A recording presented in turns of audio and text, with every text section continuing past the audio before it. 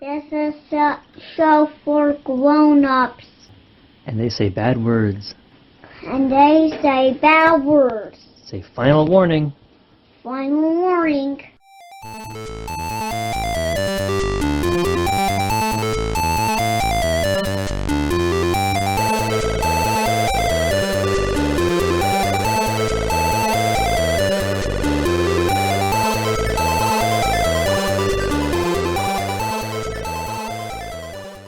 Hello and welcome to the Pot of Blunders. I am your host, Nate Magnuski, and today is a very special episode because this is our launch, essentially, of our 5th edition actual play campaign. You know, we've done a lot of short adventures, 1-2-parters, that kind of thing, but we decided to sell out entirely and go 5th edition. So I'll introduce my players now. With me today is, of course, Richard Sullivan.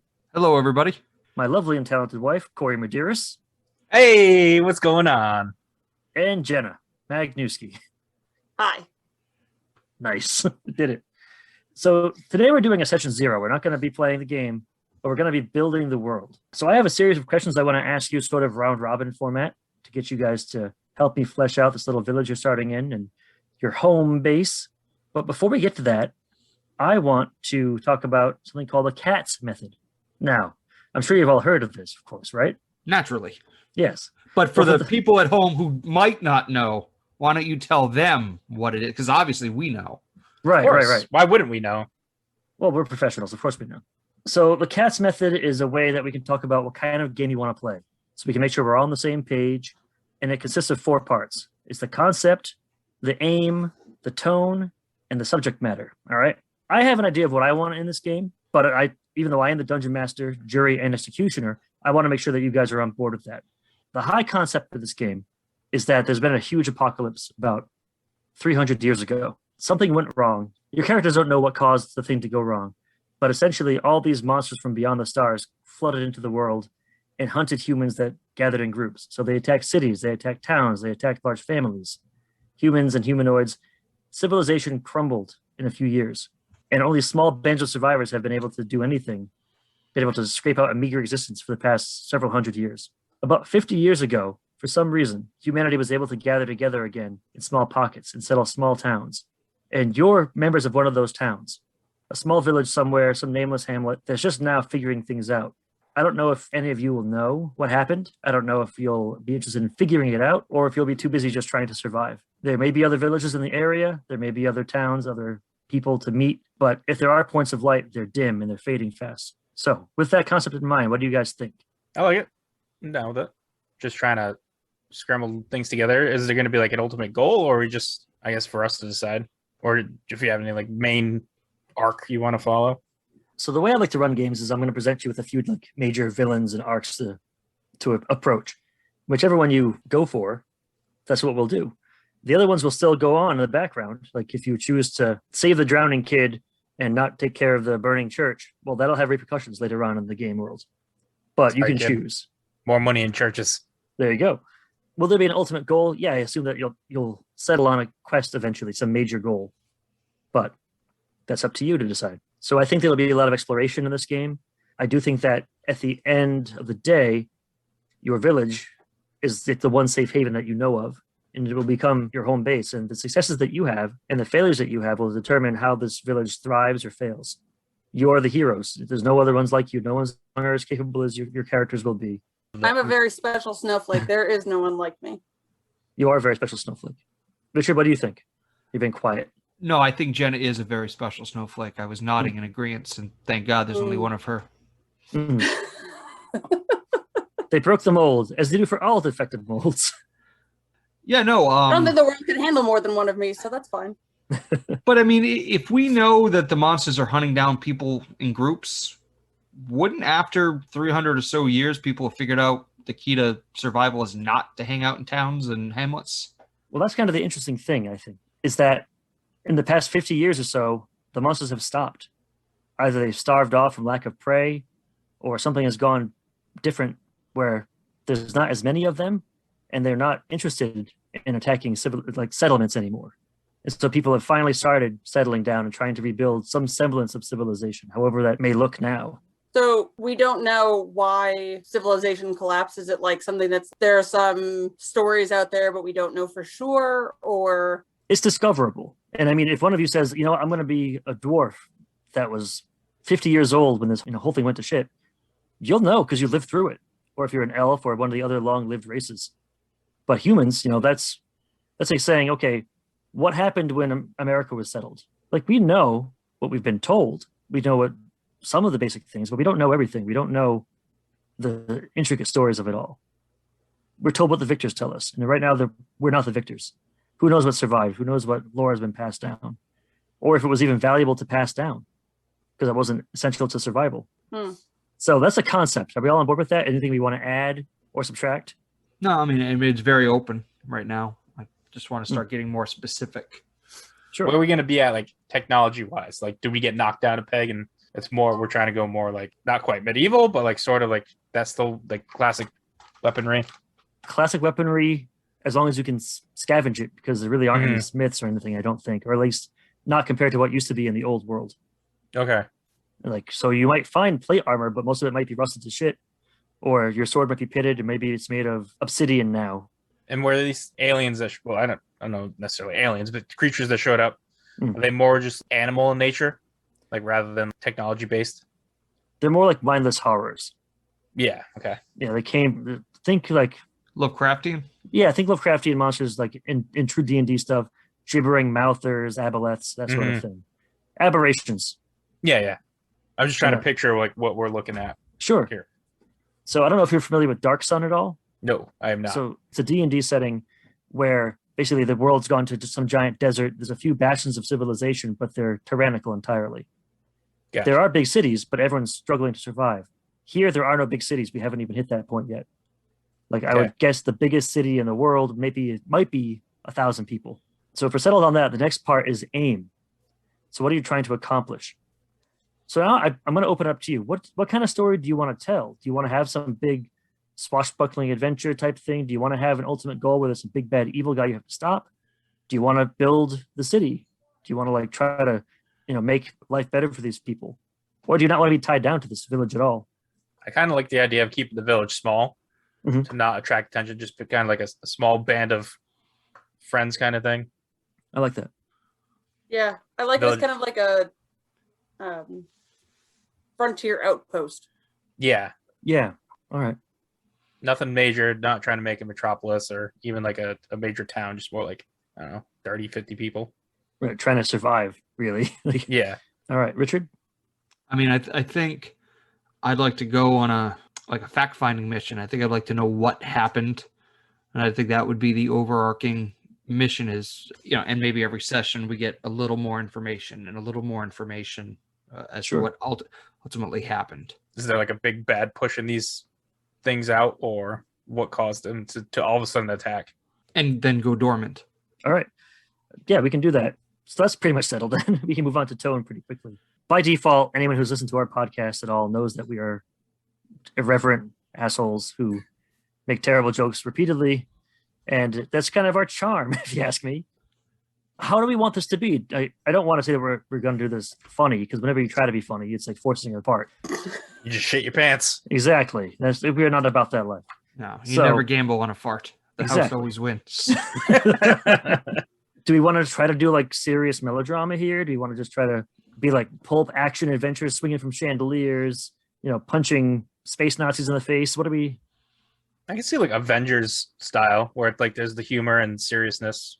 Okay, like big pop summer blockbuster style. Yeah, I like that. Yeah, no, I never like getting too serious. Right. But yeah, short of cannibalism and tree fucking. Oh God. Yeah, that was a good episode though.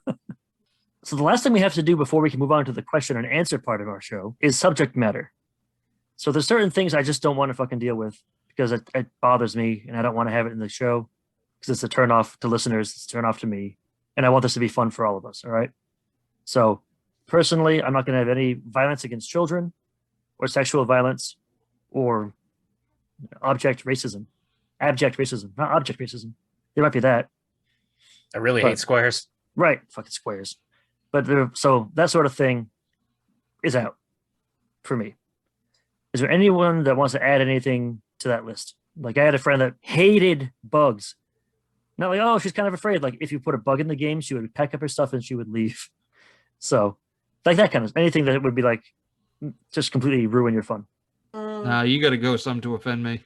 I mean, I also feel like I'm pretty comfortable with you all, and if you did something that like really upset me, I'd just be like, that was fucked up. No, that's a good group of things. I have really nothing that would, other than like try not to get too tropey with some stuff. But I know you're good at not doing that, so We'll give it a shot. just no eye rolling. Like you were all asleep the whole time. Yeah, no. You wake up in a prison and all your things are gone. Like, fuck you. No, it's not. Give me my shit back. We're gonna start you off really strong, and then you're gonna lose all your items, Metroid style. Mm. Ooh. So, like Jenna said, we've all known each other for like a decade at least. Some of us longer, some of us far, far, far longer. If anything comes up and you're like, actually, that did piss me off and I hate it, we can always, I'm not against retconning. Yeah, we can retcon it. We can roll it back and try again. Just, you always have the option to say, hey, that's fucked up. Okay? We're going to start building our village now. That's our next goal here. So I have a bunch of questions for y'all. Who would like the first question? Me. Fight to Corey the gets it death. now. Hey, who do you love more? Ask them first. Okay, me. I bow to the person that you have known and loved the longest. We'll split the difference. We'll go with Corey so no one has hurt feelings.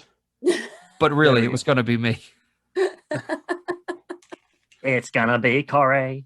All right. So people started coming together to form villages again about 50 years ago. How long has this village been settled? I like the idea of it being a little more recent than that. It's not too old. Maybe like 15 years. How's that 10 sound? years.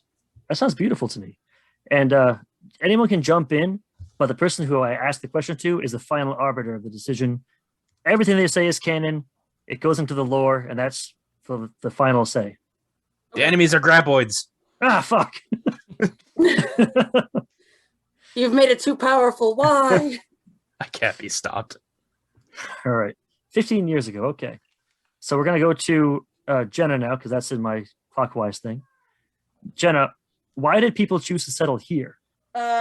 People chose to settle here because it is along a waterway and therefore was supposed to be better in terms of shipping routes and eventual prosperity. So kind of like with the boom towns along the railroad. It's like a boom town along the river. I'm curious if they were like, finally, we're out of this place where we're like cannibalizing each other to survive. Time to think about the economy. Listen, capitalism is everywhere. You had the chance to reinvent the world. You invented capitalism. Way to go, Jenna. I was thinking as a historian, people would settle along waterways. So. Need clean water. That's true. Mm-hmm. Are there water-based monsters in this world? And have you just set us all up for doom, Jenna? Yes. And I did it on purpose. I can swim pretty good, so we got this. Did I mention that every ounce of water, there's now a water elemental? Because that's pretty important at the start. Sorry about that. Make sure you get your 8 ounces after every time you pee. Oh, man. What if you had a water elemental that was in your bladder and just tore its way out? Oh, man. Well, I technically, was isn't really everybody concerned like... when you had an "oh man" related to that. I had no idea where it was going. Like, and it was fine, but it's not. That was no. Mm-mm. Just like hulking out of a skin suit. The water elemental is here. I hate you, piss elemental. Go away. All right, Richard, what is the climate like here?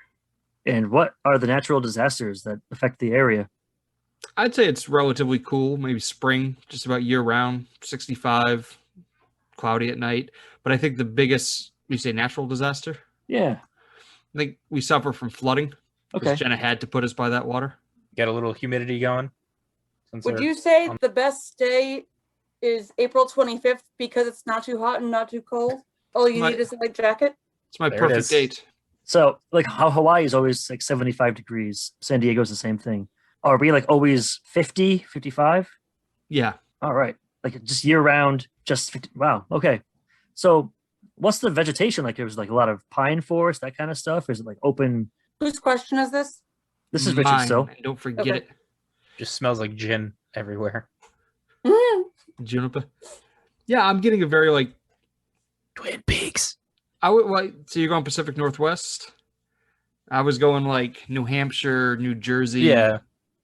You know. I just, we have a Twin Peaks thing going. Yeah. Okay. But I mean, it's your call. It's your call. I was thinking more of a Camp Crystal Lake vibe. I like it. Where maybe we're Okay. surrounded by many lakes. Okay, so it's like a Minnesota type idea. Right. Are there mountains? Or is it very flat? Because you said flooding, so I'm not sure. I think we're definitely below sea level. Oh, so it's swampy. Cool. Cold swamps. No wonder you live here. All right, now we're going to Corey. Richard's actually Shrek in this game. Jenny had a look on your face that was like, actually. It's better than hot swamps because Crotch rot. mosquito-borne diseases. Like crotch rot, like Richard said. Yes, and the crotch rot. No one likes swamp ass, Trench foot, all the good ones. mud butt. Dick worms, everything. Oh Lord. All right, Corey. Who was the first family to settle here? And are their ancestors still in town? The dick worms, of course. Ah, yes. Of the New Hampshire dick worms? I don't know. We need like a rich sounding family name if they're gonna settle in what could be a prosperous area. Worthingtons. Did they like choose a name after they settled here? Like, we're gonna get rich now that we have civilization again. Right now they came up with the name afterwards. We're the Bucksworths, the Goldfellows, money havers. Trying to think of something that could sound like they came up with it after that, like you said, after they moved in. Maybe something like swampy related. The Trying to Land of Lakes. The Fortune Fens. Ooh, the Fortune Fens is kind of has a fun ring to it. Fortune Fen? The Fortune Fen 900. Well, like, what's the natural resource that something would be an abundant in? We're gonna get there. Don't I'm you saying, even if fucking you worry. were like in Lumber? Lumberland, yeah, What? like if you were in Lumberlands, you would be the woods. So if water is so highly valued, The nasty, stinky water in the grounds. Nestle. You discovered my big bad evil guy for the campaign. You're gonna sell all your fucking water to the They're gonna scoop otherworldly up the water. Yeah. I'm really bad at names. If anyone else has any ideas, I'm trying to think of words for swamp, and I keep thinking of swamp and fens, Marshes? marsh. Yeah, Yeah. oh, the marshes. That's kind of good. Yeah. What about the Rockefellers? They only wear 3-piece suits that are like patched together with shitty leather. Like moss, Yes. smooshed into suit form. Marsh makers, Marshmongers. Marshmonger is fucking cool. If it was going to be just Marsh, there was going to be a It lot could of be Little one- Women jokes. Could be one person named Marshmonger. And that was like, Maybe that's the head of the family, yeah, he settled it. I mean, it's only been settled for 15 years, so or it's a title. Ooh, Like instead of him being the He's the- mayor or the the- king, he's the Marshmonger, and it's like a Mad Max style guy with like I like it. a mossy, humongous. No, what's He his kind of name? looks like he's wearing a ghillie suit, just kind of brushed up. Yeah, I was thinking like Lord Humongous, but with like a moss covered Hang on. hockey helmet. Yeah, I'd say like the original one is still there, Hmm. still running it. Or he could just recently have died. oh, like a power vacuum thing. Yeah, but if it's a family, wouldn't he have like That's died true. out children that'd be fighting over it? I like the idea of him still being around. So, what kind of man or woman is this Marshmonger? Are they like a just dictator? Are they just like brutal and trying to make an economy? I think if you establish they're a monger, that they're not going to be like fair and just. They're a little ruthless, but it's for the good of the town. Okay, so like utilitarian, like the greatest good for the greatest many, but Yeah, they're willing Okay. to, sacrifice a few people if the town survives. See, I was going the total opposite way. I was thinking it was going to be like the mayor in Blazing Saddles, or President Scroob and Screwballs. just some inept leader. Yeah. Totally I like- drunk with power, but no responsibility. And like his family's real power. They just kind of like whisper in his ears and tell him what to do, that kind of thing. He's a figurehead like the Queen. Take Oh. that, England! Coming for you next. Yeah. USA. USA. Yeah, The outro to this episode is just going to be America. Fuck yeah. We're just going to do the America the role playing game. We're playing Colonial Gothic now. All right. So we have the Marshmonger. He is a figurehead. He is utilitarian, or at least his family behind him is. We can I will or you will flesh out some of those characters later on. But are we good to move on from that? Yeah. Corey, anything else you want to add for this family? No, I think we're good there. All right. Jenna, what's housing like in this village? What are the homes made of? Is it communal? Is it separated by family group? What's up? Well, we're living in a swamp, so I'm going to say that they're up on stilts. Cool. and that they are all internetworked by walkways. So kind of like Ewok Village. Kind of, but like on the ground. But wetter. And you don't live by family group, you live by age group. Oh, okay. So who instituted that and why? Would have to be the Marshmonger, wouldn't it? Yeah, but Or someone in the family. The right. But what would be the reason to do that? wolf pack mentality. Yeah, I was thinking about, like if you're trying to have them think in a certain way and you're trying to like imbue certain traits and that sort of thing, it's Okay. easier. To indoctrinate. Yes, this is a cult. Yeah. Well, you also take, and to Jen's point too, you take the family unit out of it. You don't so everybody looks to the Marshmonger. They don't look to their individual mother. They're all brought up the same way. Yeah. Mhm. Huh. That's fascinating. So like Very really, Mad Max style, like you said earlier. You don't live with your family, but does the Marshmonger have his or her family separate? No, say I'm getting a David Koresh vibe. The Marshmonger. I still believe. Yeah, I think half of the children in the village are fathered by the Marshmonger. okay. That's going to be a problem. We've established then that the Marshmonger is a male, or at least has male anatomy. I envisioned the Marshmonger as a man, but I'm open to women. What if the Marshmonger selects the best and the brightest from them to become his quote unquote children? Like each age group has a leader and they're his voice for that age group. So his lieutenants. Pretty much like, okay, you're in like the 13 to 18 age group or whatever the division is. Mhm. Whoever rises to the top, however they do that, he chooses you and then you're his child or her child. That way it can be a male or a woman or non-binary. We can decide that later on. I like that. You can also have different age groups that have the children of the Marshmonger rise in really different ways. So you could have one leader that's very politically savvy. You could have one that just beat their way to the top. Like you can Yeah. have He selects a like whole lot different of types of different things. lieutenants. But see, Like, then this one's strong, this one's cunning, this one's Mhm. but wouldn't the problem be if these are his children, anybody older than the Monger would outlive their usefulness and therefore be independent and be seen as a threat? they could be cast out once you hit. Once you hit 20, you're gone. Or he treats you well if you're one of his children, so you have that loyalty. Because I mean, we're also dealing with like elves might exist in this town. So the Marshmonger might be a human who's 60 years old. This elf might be 840, but Mhm. the honorary title of child might just be like a political station. So maybe it's like a level of maturity. For example, Jen is playing a bee person that lives only 15 years tops. So the bee person might only, if they were in this village, might be in the child group for only like a year, and then might go to the teenage group for like 2 years, et cetera, et cetera, et cetera. So I think it has to be, I don't think it can be hard by age. I think it has to be like you're promoted to the next group. But I feel like somebody who has a short life expectancy would be ideal for this cult. Yeah. Because the longer you live, the more thinking you start doing. Right. Mhm. So you're a bee. You're the perfect worker bee. So are we comfortable with that going forward? Like The bracket of groups, and then like there's like a person selected from each one. yeah, to be the leader. And then the Marshmonger is like fearful of someone taking his power, or is he so, or she so disillusioned that they know there's no threat to them. They're a god. They founded this town. I feel like they feel like there's no threat to them. Oh, I feel like they're paranoid as hell. That's why they've had for the last 15 years, they've worked so hard to convince these people, you have to live in this group. You can't live with your family. What if the Marshmonger is a wood elf or some kind of elf? That way they are like 1,000 years old. And there's no one who can be older than them. Right. They can't be outlived.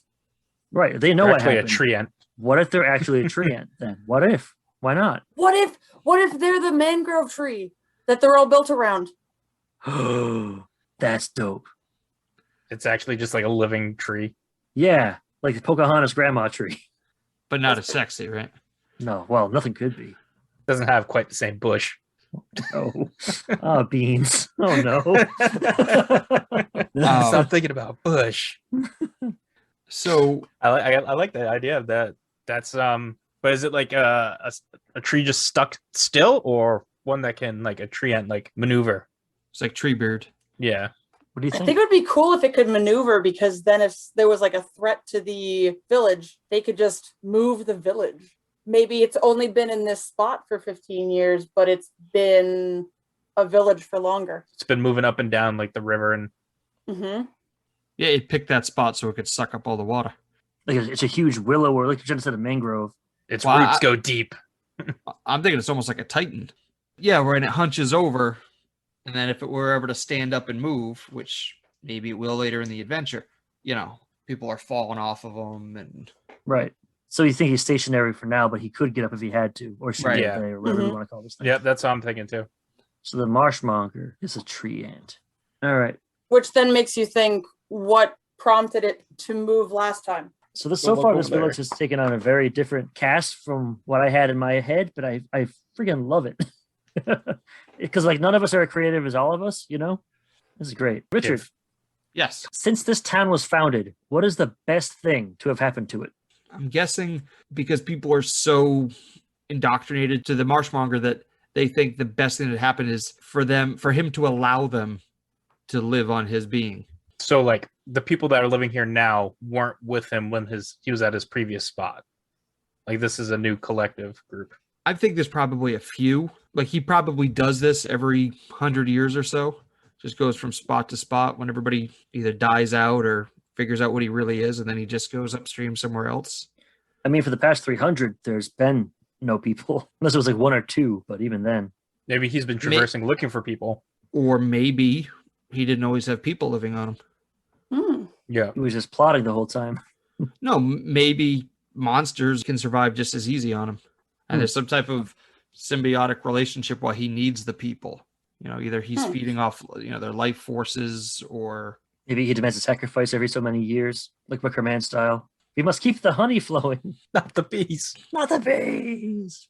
Bear punch. All right, cool. Corey, what's the worst thing to happen? There was 1 year where we had a drought where it felt like the swamps were going to dry up. We were struggling for a long time. Did people die because of it, or were they able to survive? I'd say we lost some. So like say like our village was like 50 people. We probably lost like, I don't know, 12, 15 people.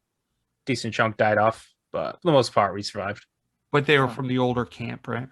Yeah. Were any of the lieutenants? Like, was there a major shakeup then? Ooh, and there was like a power vacuum. Yeah. Or the marshmonger take care of his people, make sure they had the food before the others? Yeah, maybe like he grows fruit or something in a certain section of his body that he only allows lieutenants to. What if the fruit has like some kind of magical property that it imbues? Kind of like the fruit in Black Panther. Yeah, or like it gives you like temporary wisdom bonuses or intelligence bonus or whatever you need. Like if he needs a fighter, he'll give you a fruit and it'll make you a better fighter for the day or whatever. Or maybe it's addictive. So like if you want to stay lieutenant and you get the fruit that you need, you're gonna have to do whatever I tell you to do.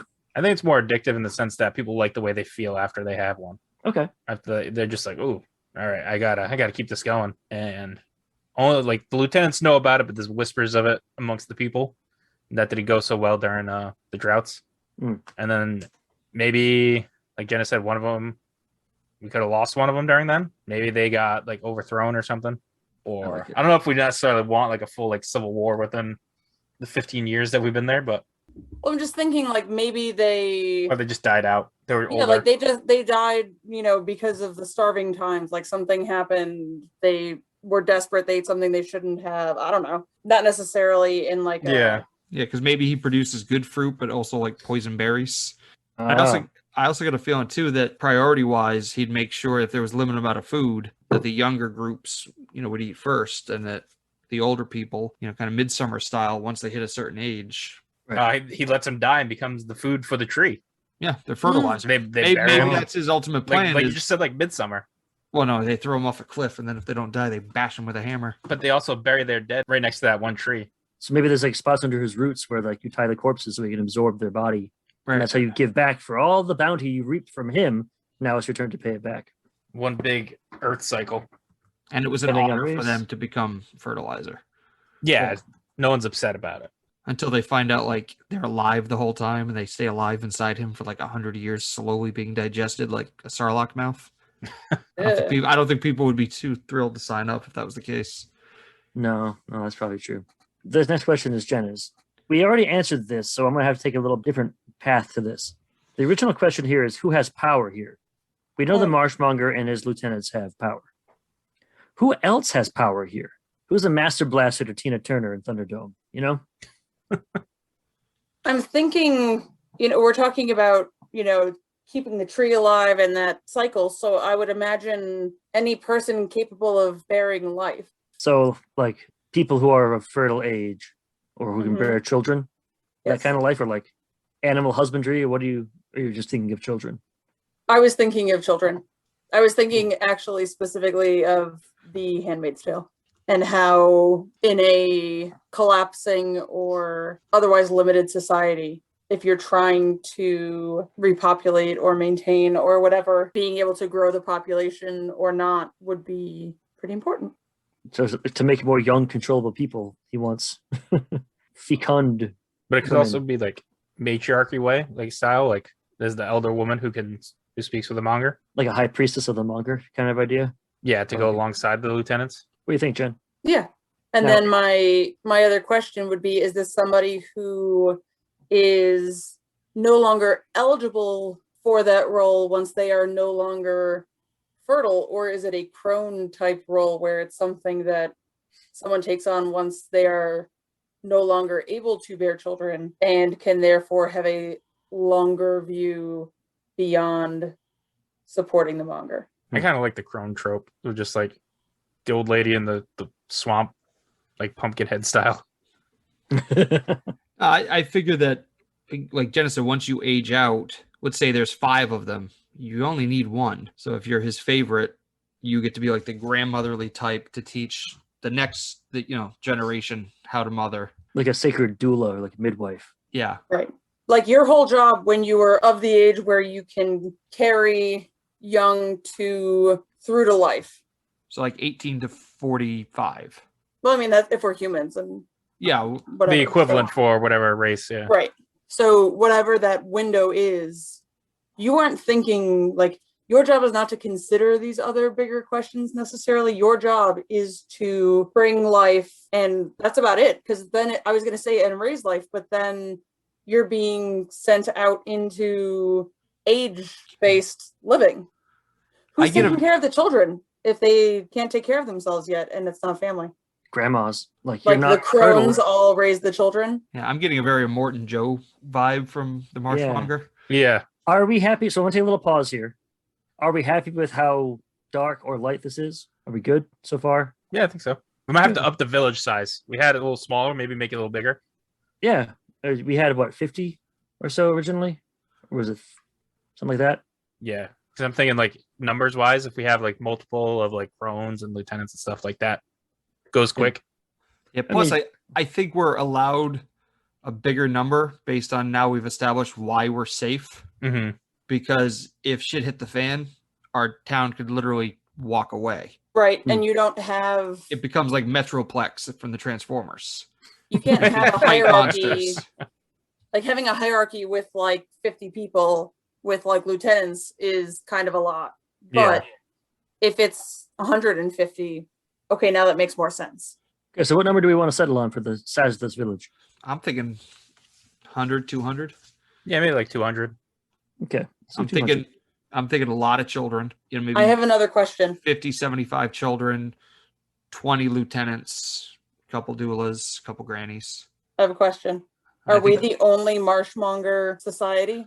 Are we like our insular little group, or are there other tree ant monger symbiosis things? Like living in one of the other lakes nearby. Right. I think if there are, we don't know about them. Because again, if word got out that there were others, it would take away from his power. Mm. Then he would no longer be special and useful. And people would say, well, I'll go to the other tree man. You'll try his fruit.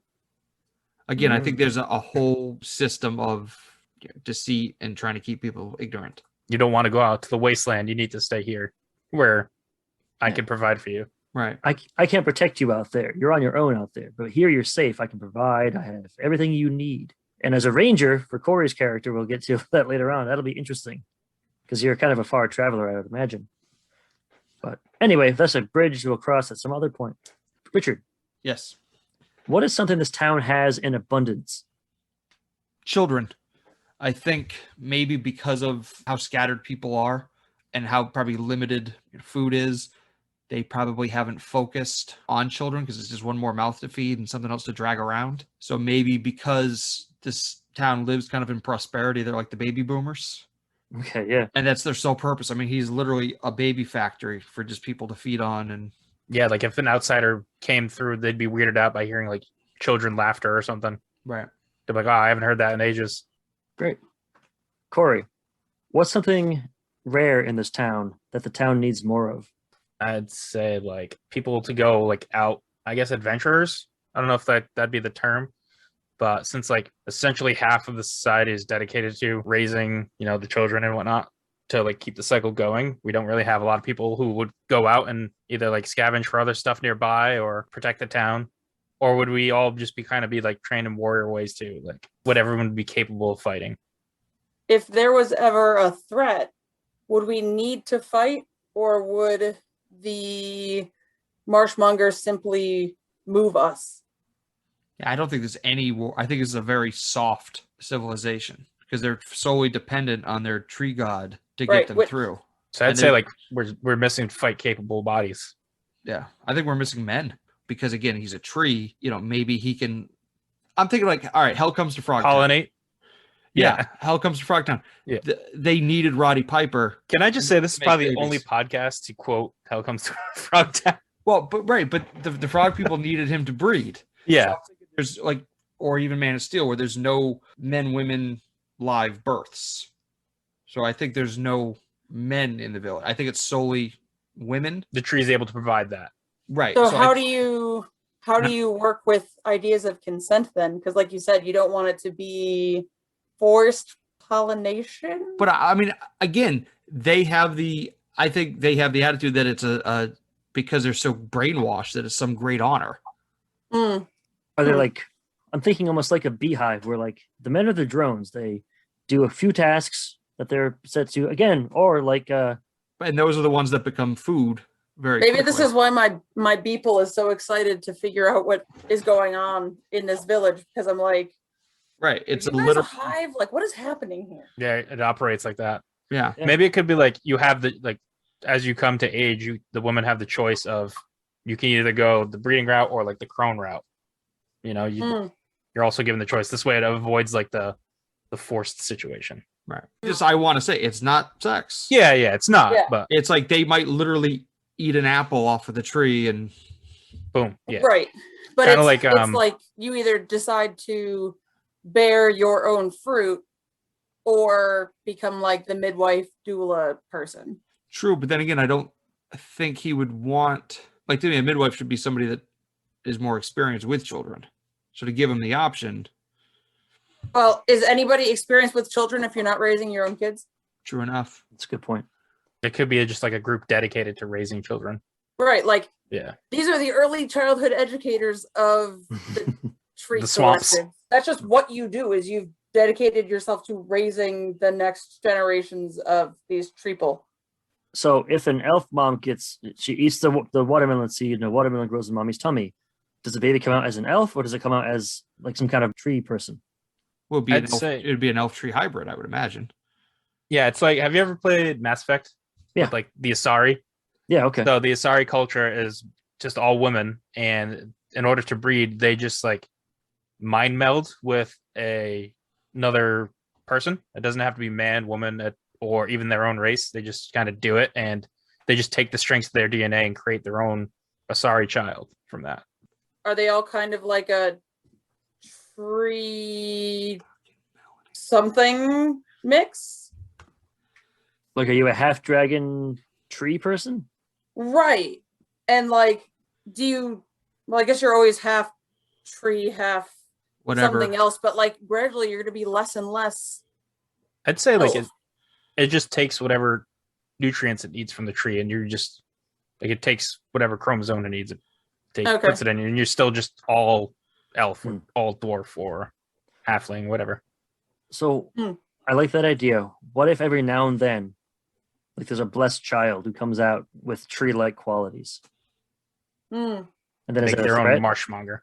Right. Well, or it's just like, oh, well, this is like that's the lieutenants. They're like a tree aligned spirit. They're more tree than person. But they're Yeah. not like woody and stuff. Like a plant folk. They can be a Yeah. little woody. Just like some bark instead of a skin. I thinking- have Groot. Yeah, kind of like a group, but now there's, Right. you know. Yeah. That was literally what I was thinking of when you were Just- describing but it. could was actually Groot. talk. one Stand in out. every, like, how many would you say? Like, it would have to be pretty rare, you'd think, right? Or if we Yeah. want the, like, if those are the ones selected as lieutenants, I think the tree can control it. I think the tree can control how many people. like, hey, they we wanna need make. another one. Would Yeah, just like a queen. Yeah, like a royal jelly type idea, right? Like, Yeah. Well, before we were talking about like rising to the top as part of how you became the lieutenant, but now it's become like more of a birthright thing. Do we like that change? I like that that's the natural order, but to have some type of a story, there has to be some type of Mystery. conflict or just somebody that says, you know, hey, no, I'm special, you know, the hero's call. Like there should be a child that is like the prophesized one that will rise against, and he's not a bee person or a tree person. So maybe we make that, like, instead of making that happen every so often, it's only like super rare, 1 in 500. I was going to This is say, the first what time if it's happened in Yeah. 15 years, and there's a revolt that's going to happen, and maybe our characters have to help that in some way when we show up. I was going to say, what if it happens when the monger knows that he will die, and he's creating a new monger for the symbiotic village thing? You knew, like, I'm dying off. Here's a village that will Right, grow. like I only have so many more rings in me or whatever, and he's literally causing his successor to be birthed. I kind of like the idea of a rebel faction. Like this baby's born, and they keep it from the marshmonger. If they don't tell him about it. Yeah. I like it. You know, because right now we're setting up the empire with no Yeah, rebels. all like the crones are like, oh, we need to like keep this away in secret. Right. And then like raise him separate off somewhere else. So how do they keep something like that from the monger? Maybe we need to find another village as the adventurers. Some place to go. Like it's a Moses story, right? Like there's a child, they ship him upstream because was it King Herod? No, Herod's the one that tried to kill Jesus. Who's the one who tried to kill Moses? Pharaoh. Pharaoh. Yeah, Pharaoh wants him dead. Oh, don't worry, he's dead. The baby didn't make it. And it could have literally gone upstream in this. Yeah. Well, maybe part of our quest arc, whatever, is us trying to shield the child. Like the crones somehow get in contact with us. We are the ones that are going to smuggle the child out so that it can Prosper somewhere. like live to adulthood in order to rebel or something. Give a new hope. Great, another escort quest. Why can't you walk faster, goddammit? Don't go over there.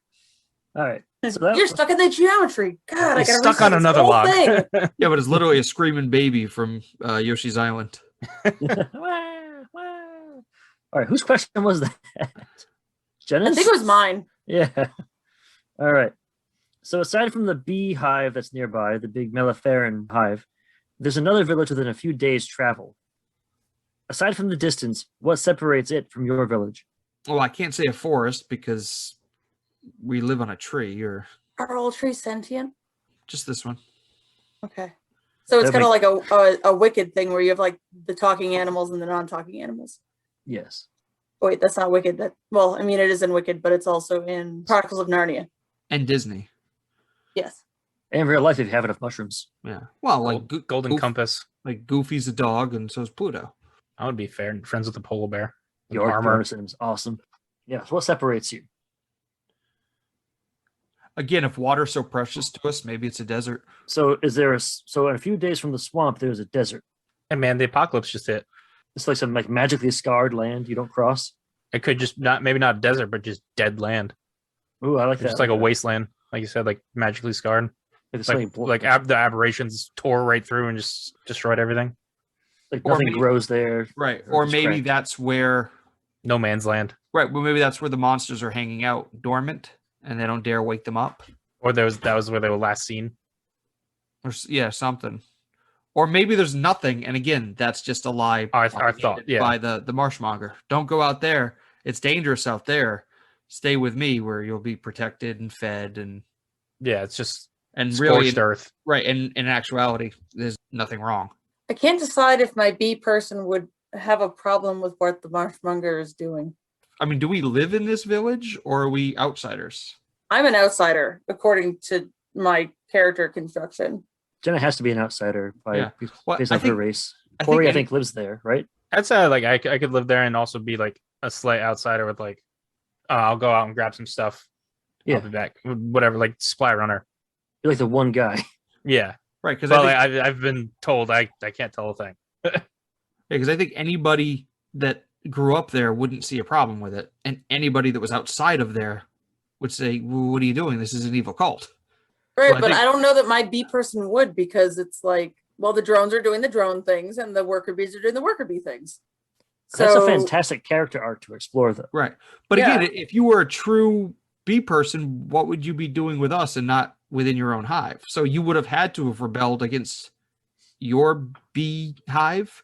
So you would immediately see the problem here. Like, this is just what I left. They just come to get the grade A pollen. unless I'm an emissary and I'm just like, hey, Chef's you live kiss. near the Melliferaran area. We cool? I don't know. That's something I'm going to explore. All right, now we're on to Corey, if we're happy with that answer, which I am. Who was the latest person or group to settle in this town? I feel like whatever group was, it wasn't good. It wasn't a clean integration, because I assume that group had male figures with them.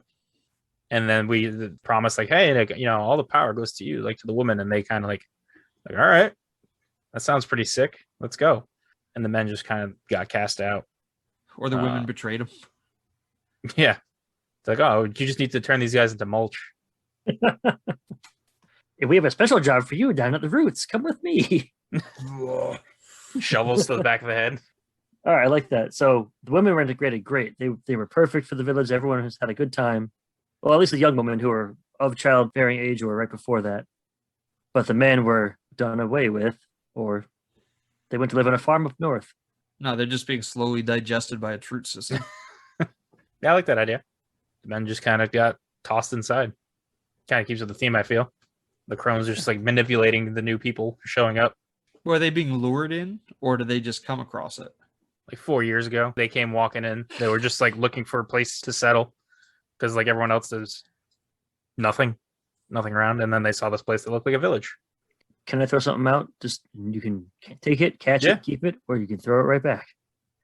What if you were the one who found them out in the wilderness and led them back to the tree? Okay, so that would lead my guy towards a little more sus, like a little more evil route. Maybe I'd you say. didn't know. Yeah, maybe you were. Maybe I just, oh, hey, I know a place where there's shelter. There's shelter. There's the great provider. You'll be welcomed with open arms. It's a great community, Maybe you're you like, saw what hey. happened to the men. and you feel terribly guilty. That's why I helped get this kid out. But I don't want to make Change your decisions heart. for you. I'm just throwing that out there. No, I like the idea, because I'll be the one really like coming and going from the town.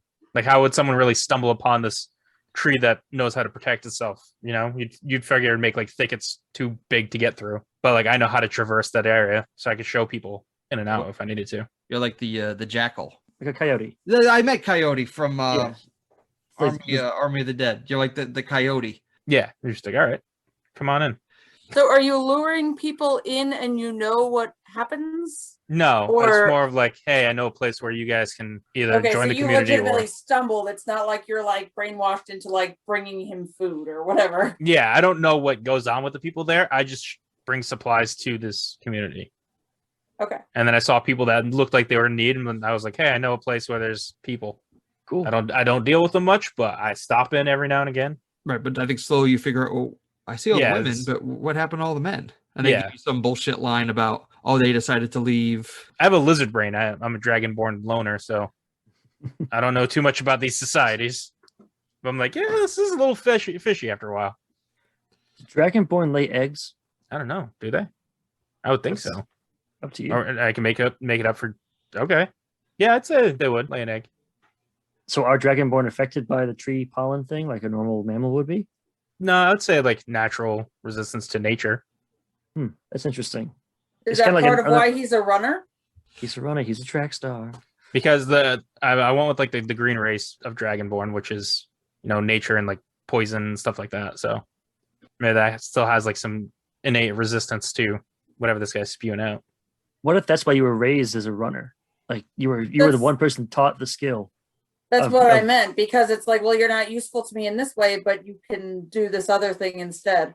Yeah, because there would need to be a reason for a ranger to be in this village that can go further out and know the woods and everything, right? Like if I lived in a normal society before, I wouldn't trust anything about this. So I'd probably have to be raised from within, but also not kept close enough to know the inner workings. Maybe your dragon mother laid an egg in like a nest in one of his branches, not knowing. He moved, the egg fell out of the nest, and he's like, I can't eat you, you're cold-blooded. So this could be useful to me. So confusing statement. Dragonborns aren't born from dragons. I know. Makes no sense. What? They're just like a dragonoid human. They call them dragonborn. Like a savage dragon? No, Imagine dragons. not like a savage dragon. Yes, like an imagined dragon. Jenna, Yes. aside from the terrible wasteland, what's a place nearby or in the village that nobody wants to go? Well, I feel like it's pretty obvious that nobody wants to go in the center pit of the marshmonger, who apparently makes people into some kind of like goo to become his food But people think that's an honor, though. when they age out. But do they want to go there early? It depends if they see it as an honor growing up. If they've been brainwashed, like the tree's been doing, No, I mean, like, you have displeased the marshmonger. You are not old enough to become the feeding the tree goo. You just need to be disposed of. Like, it would be scary because it's before your time. Right. Or if you're a dissenter, that's what happens to you. Right. You're made an example out of. well, that dovetails in my next question. So I'm going to ask Richard and Jenna the same question at the same time. So what's the place that's scary? And what happens to people who break a major law in town? Does he feed on them, or does he like say, hey, you know what? You're not worthy of feeding the tree, so you're going to do something else. Like I'm going to turn you into a zombie or some They shit. drown him in the swamp. I don't think he rules with an iron fist. So he does, but I don't think he wants the public perception to be that. So he probably just tells them you're going to be cast out, which to them is a horrible thing because you're living on paradise. But then he really eats you. I don't think people know about the eating. Or even like with it being a mangrove, its roots will go out pretty far. They just dump it into what would be like a swamp or something nearby, and its roots still reach there, but no one knows about that. So they don't see it as like this big thing. Like they don't realize how far the monger's roots will go and still be able to absorb the nutrients from bodies. Okay. People don't want to become mulch before their time because then they won't be able to join the tree or pay the tree back, and their souls won't rest. Do you think he promises them like eternal? Like life inside the tree. You become the tree. Like what's the better thing than that? Like your soul lives on, your memories live on to feed the village and take care of the village. Mm. But really, your memories live on for like 100 years because he's fucking eating you. You're still alive, and he can still ask you questions. Does this hurt? Does this hurt? Does Yeah. this hurt? All right. So after the fall, which is what we're calling when civilization collapsed, all of the old gods either died or abandoned the world.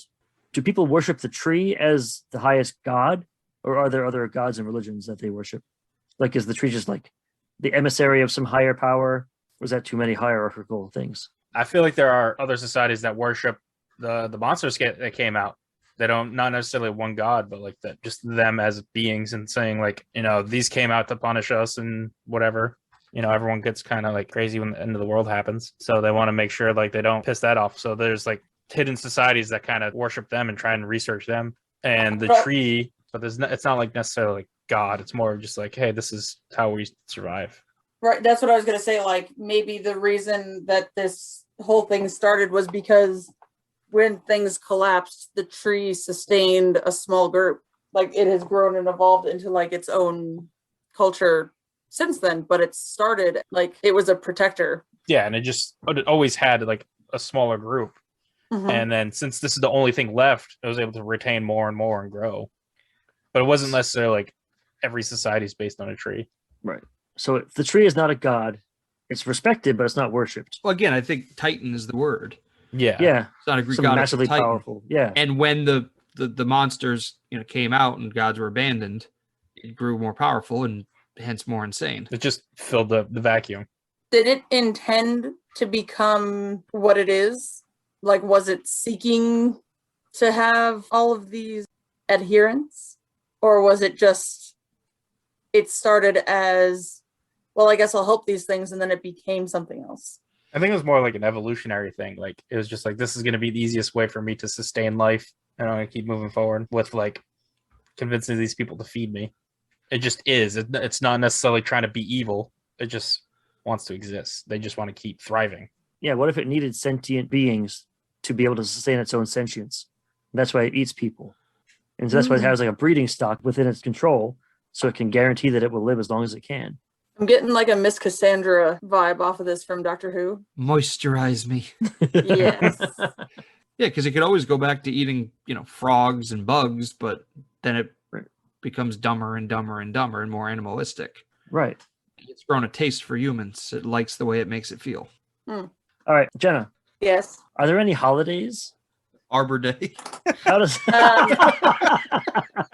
Maybe annually there's like Pollination Day. every day, baby? No, but it's like each group, they all have the same birthday. Hmm. And so it's like a cyclical thing. So it's not like he's always pollinating. Oh, you think it's seasonal? Yeah. I see. I originally thought it was just like a revolving factory, but I guess for Yeah. the tree thing. And maybe that's how the age groups are. It's not like age group strata.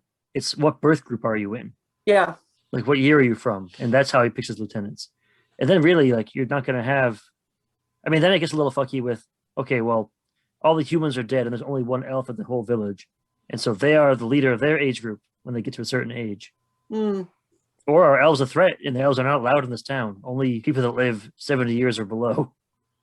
I think anyone who knew about the past in a serious way, like an elf or a Would be dwarf, a threat. absolutely. So they would have to go. I like that. Because they All would right. remember before the consuming sentience part. Right. Like, I remember treants back in the day, they were monsters. How did you become this? He's like, shut the fuck up. How about that? In the pit you go. Yeah. Just a convenient branch comes swing in, and Oh, weird breeze. Oh, sorry, bud. Smacked. And Jenna, how do they mark time here? Is it, you said seasons. Is it just like 4 seasons like normal Earth? Well, we had said before that it was like a consistent temperature all the time. So there would need to be something else. But then again, maybe that's why he picked this location, because it was a constant spring. Right, like it's like on the equator kind of a Right. So it's thing. picked the perfect spot that it can do this year round. And that's why it's grown so powerful. Because otherwise before it could only do this, as an annual. the manga has its own spreadsheet on breeding and like optimization. It's over there tracking ovulation days. Yeah. Really good with Excel. I want to get the perfect IVs for this baby. Got to boost the special defense. Maybe it's just a matter of a certain number of days is like how often it can pollinate. Every like 200 days. Yeah. So it is in like pollination day is like New Year. Because we wouldn't really have a calendar to go Right. off of. So you don't really care about the year so much. Like, what year is it? Like, it does not matter. It's the 48th pollination. Yeah. Richard, besides the wasteland and the tree, what's the biggest threat in this region? Marauders. Maybe they live out in the wasteland. So Lord Humongous. Again, I'm going total Mad Max with this. do people know that these marauders are out there? I don't think the Marauders are as bad as people probably make them out to be, but it's just lumped into the threat of the bad things that can happen to you when you're not under my protection. Yeah, they're just there to like feed off whatever ruins they can find. They're not bad people. They're just They're not trying to take- destroy. They're just trying to Yeah, sustain. but he can use that as one more threat to keep people in Yeah. line. Right. Which again is just more people to join the Rebel Alliance. All right, Corey, what's the economy like? Is there a currency of any sort? I'd say it's just more of like a trade system, really. People just hand off like whatever they have to each other. If they, hey, I've been eating this all week. Do you want to have this instead? I'll switch with you. Like money wouldn't really mean anything to anyone here. Now I feel like we're gradually uninventing capitalism. Well, I think everything is provided from the tree. Like, I think they eat from his fruit. And then if they need any like wares or anything, I'm gonna go out and scavenge it, I would guess, and not really. I guess I could find money, but it wouldn't really be worth anything to the community, Right, like here's a chest of gold. Like, okay, what do I do with this? right? We're just gonna bring back money to Scrooge McDucket. Just fill the whole of the tree with gold. I could see like making armor, like scale mail out of coins, because Yeah. it's so abandoned and it's fairly useless. Like, what do you do with it? Melt it down and make weapons out of it. Like this gold is too soft and heavy. This sucks. Silver's okay. So barter economy and trade is like a need-based economy. Like if you need it, you go have it. If you want it, you have to figure out how to get it. Yeah. See if our outside source has anything, but no promises. Yeah. Right. I just can't see the people within the tree village needing anything. Right, it's all provided, right? But So like, I don't even think they wear clothes. Like it's just what are they in clothes for? to hide their dirty business. God. But again, it's a sexless village. It's 50 degrees. It's fucking Yeah, it's a cold. little chilly. We need some warmth. You don't think they're covered in branches and leaves, A little itchy. Clothes. the wind and the elements. I mean, they could have like a bark clothing. Or who Or was like that flax and sexy linen. fairy from Fern Gully? Didn't she have like a leaf bikini? Yeah, but she was also like very tiny. Oh, they could be big leaves. That's a good point. I had not considered it big leaves. It's a big tree, big leaves. Big It makes a lot leaves. of sense. Yeah, vines everywhere. It's a fucking swamp. Or they could have like bark bikinis. Barkinis. Come on, it was right there for you. Oh, Can go we ahead. wear like actual clothes? I mean, you're a scavenger. I think. Yeah, I You'd don't have want to to wear fit leaves. in. Yeah, you probably find some stuff. We still don't know if Richard's character is an outsider or from the town itself. I'm thinking Corey needs coverage just for like ye olde poison ivy. Or like maybe bark armor is a thing where bark is as hard as steel in some places. Like you can grow specialized bark. Like there's a thing in Game of Thrones, like ironwood. Or maybe it's like you've scavenged enough metal to piecemeal together some armor. Yeah. It's not going to win any beauty contest, but it's functional as, hide or whatever the hell you have. I just need Hell something no. to help me cover. All right. We have the penultimate question coming up. And it goes to Jenna, I believe. Yes, dear. When someone gets sick or injured, what happens to them? I would say that if the crones can't heal them quickly via the medicines that they can derive from the tree, if like long-term illness, you can break a leg and we'll heal you, but like anything more intense than that, we either don't have or would not expend the resources. You're going down to dysentery. You're going down and then you're going to be mulched. Now, is that seen as like almost an honor? Like, hey, you actually get to jump ahead of the line and join the tree early. Wow, he must really want you. Like some kind of fucked up like God needs another angel bullshit. Yeah, I would say like, hey, it's your time that's to what go. that felt like. That's why I started making a face. I That's think the the- opposite. I think you're shunned. Like a piece of shit. You can't provide for the tree. The tree does all this wonderful stuff for you, and you can't even bother to be alive for it. You got sick. Right, because the tree couldn't be imperfect to give you bad food. It Right. has to be you. It's like, why You does can't bad just- things happen to good people argument? If there's, And the tree sensed something evil or wrong in you, and as a result, you've been cast out through being sick. Like you're not fit to be here. You must be pruned. like the TVA. Yeah, like that. All right, that's all of the major questions to build our horrible fucking village. Right, we are fucked up, man. You I can build any land you want. Here's this disgusting village of just who you have no free will, pretty much. We could create anything, and we made dystopia. But it's not capitalism. All right. That's true. We It's a swerved hard from collective capitalism. dystopia. We were like, oh, we chose to live on the river because of money and trade routes, and now we're like, we live for the tree. So, I mean, there's a lot here. We could definitely make a huge campaign out of this because there's a lot to explore. There's a lot to figure out. Multiple threats on multiple fronts. I'm into it. So I have one question for all of you now. I'm going to go through one more time, and I want you to think about your characters now. So we'll start with Richard. I know you're going to be a cleric, and you want to be something like a cleric that instead of using spells, you're going to reflavor your spells like devices, like Gadgets. supernatural boys. Yeah, gadgets. Right. You're like a little, like not an artificer because artificer sucks, but yeah, like a cleric that just reflavor stuff. I want to be like Batman and always have the perfect thing on his belt, What's one thing, either major or minor, that you want your character to achieve over the course of this campaign? I mean, based off of how horrendous we made the Marshmonger and what's I want to liberate these people and destroy the Marshmonger. Otherwise, I couldn't live with myself playing a game where that wasn't my sole goal. Like, I'm going to lose sleep tonight knowing I can't save these people that I've put in jeopardy because I've created them. You could have made like a Disney paradise. Like there's plenty of food, no one needs anything, and the monsters are all Hey, kittens. don't put this on me, okay? Corey, Jenna, you were just as responsible for this. We're gonna listen back on this and be like, okay, where did the turn happen and who did it? Right. Who's to blame for this campaign setting? All right, Corey. Same question to you. What's one thing, major reminder that you want your Dragonborn Ranger to achieve during this campaign? Inner peace. Ah. No. I guess figure out a way to get out. I've seen like the outside, and I don't want to be attached anymore. But I do care about the people that I've helped for so long. So like, get myself out and get them out. Might not necessarily destroy the Marshmonger, but at least find a way to break free if we can. Awesome. And lastly, Jenna, what's the one thing that you want your character to achieve during this campaign? Well, I feel like we kind of already set up my major conflict is, with some of the ways that it mirrors hive culture. If this is wrong, then what does that mean? And figuring that out. Okay. Is there anything that anyone has now that they want to add that we didn't get to, or any question they feel like we should have asked but we didn't? Because I mean, we have a very fleshed out thing.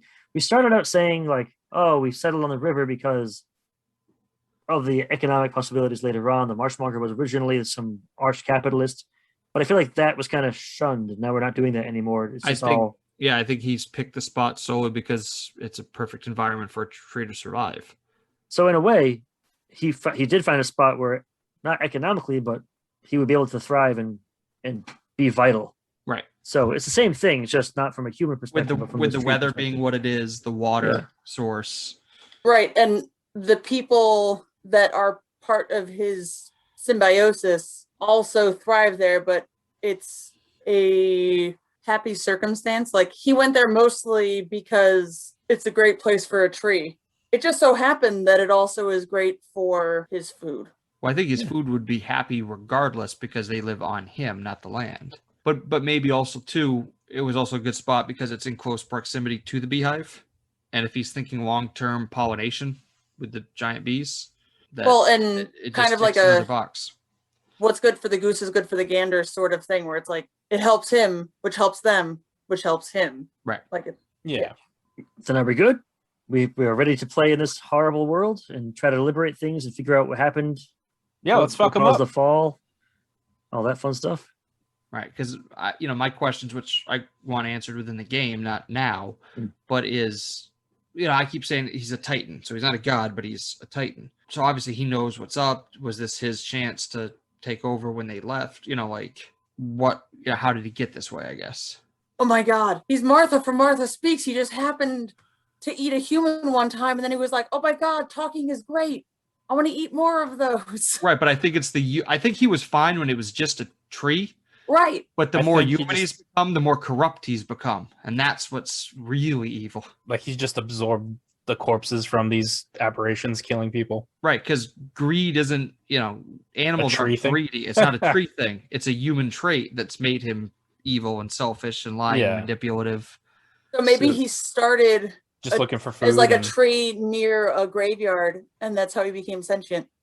Well, I think he was always sentient, but not human. Like, he was probably benevolent. Like, he was pure neutral. And I mean, there was a mass extinction event that slaughtered people. And because people could have died on him or near him. Right. But I think the more human he's eaten, the more human he's become, which is why he's evil. Turns out man is the real monster. You are what you eat, which is the name of our stupid campaign. No, it's not. Why not? You are what you eat. There's too many words. Cannibal party. Cannibal tree party. Dark waters. Well, a hive, something like it's a hive and a cult. Like, there has to be something. Human Grove. Marsh attacks. That's it. Moving on. It's like the bee sharks. Exactly. It's perfect. Okay, Marsh attacks it. Is like, if anybody has any other ideas, feel free to pitch them. But we have to do it like the Mars attacks font. Swamp, swamp, swamp, swamp, swamp, swamp. Beautiful. Excellent. You said you were bad at naming shit and you came up with that? Yeah, it takes some time. You did a good job, baby. Thinking about that for like 2 hours now. Hey, folks, it's Nate. I hope you enjoyed our session 0 and that you'll come back for session 1 next week. The episode's already been recorded and it's in editing right now. And I am beyond excited to share it with you. Going forward, we're going to release new sessions of Marsh Attacks every month. But otherwise, we're going to stick with our normal focus on indie games and the amazing folks that create them. Oh, and in other exciting news, we've opened up our Discord to the public. So there's a link in the show notes if you want to come and join us. And you should, because it's a weird and wild group, and I love them. They're great. And you are great too, and so why not treat yourself? And why not treat me with your presence? Yeah, I think I've earned it. If you want to support the Pot of Blunders, please consider leaving a 5-star review on Apple Podcasts. It really helps increase our visibility, and it also gives me the warm fuzzies, make me feel good. You could also become a patron at $1, $5, or $10 a month. Our patrons enjoy perks like coming on our show, copies of any RPGs that I make, holiday cards, bonus audio content, including our exclusive podcast, Jumping the Street Sharks, and a lot more. So it's definitely worth it, and I'm not just saying that because I make it. I'm also a client. That's not true, but I make it, and I stand by it. It's really good stuff. Thanks again for listening, and we appreciate you. I just want you to know that. We do appreciate you listening, and we know there's options, and you chose us because you have excellent taste. Thank you. For the Pot of Blunders, I've been Nate Magnuski, and as always, may all your Ds be 12s.